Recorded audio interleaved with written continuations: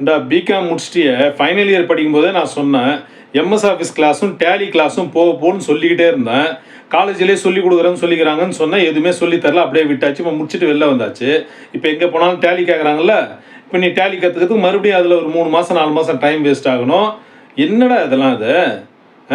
இல்லை படிப்பு முடிக்கும் போதே அது கூட என்னென்ன டெக்னிக்கலாக என்னென்ன கற்றுக்கணும், அது எல்லாமே ஒரு ட்ரைனிங் போய் கற்றுக்கிறதுல 4 மணிக்கு காலேஜ்லேருந்து வந்துடுற, அதுக்கப்புறம் ஃப்ரீயாக தானே இருக்கிற. புக் எடுத்து படிக்கிறதும் கிடையாது, ஃபோனில் தான் பார்த்துக்கிட்டே இருக்கிற. எப்போ கேட்டாலும் பிடிஎஃப்ல படிக்கிறேன்ற, புக்கை தொடரதே கிடையாது, எதுவும் கற்றுக்கிறதும் கிடையாது. அட்லீஸ்ட் அந்த ஃபோன்லேயாவது எவ்வளோ யூடியூப் சேனல்ஸ் இருக்குது, எத்தனை பேர் வந்து டேலி சொல்லி கொடுக்குறாங்க, எவ்வளோ பேர் வந்து பேசிக் எம்எஸ் ஆஃபீஸ்லாம் சொல்லி கொடுக்குறாங்க.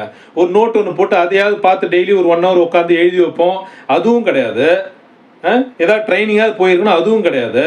இப்போ ஒன்று டேலி தெரியாமல் யார் எடுப்பா? டேலி இந்நேரம் நீ ஃபைனல் இயரில் படிச்சு இந்நேரம் நீ வீட்டில் உட்காந்து ப்ராக்டிஸ் பண்ணியிருக்கணும். இன்டர்வியூக்கு போனால் என்ன செய்வாங்க? டேலியில் உட்கார வச்சு ஏதாவது என்ட்ரி போட சொல்லுவாங்க, இதெல்லாம் பண்ண சொல்கிறாங்களா இன்டர்வியூவில்? தெரியாது திரும்பி வரல. இப்படியே போனால் எப்படி நீ அக்கௌண்ட்ஸில் பிளேஸ் ஆக சொல்லு? நியாயமாடா இதெல்லாம்?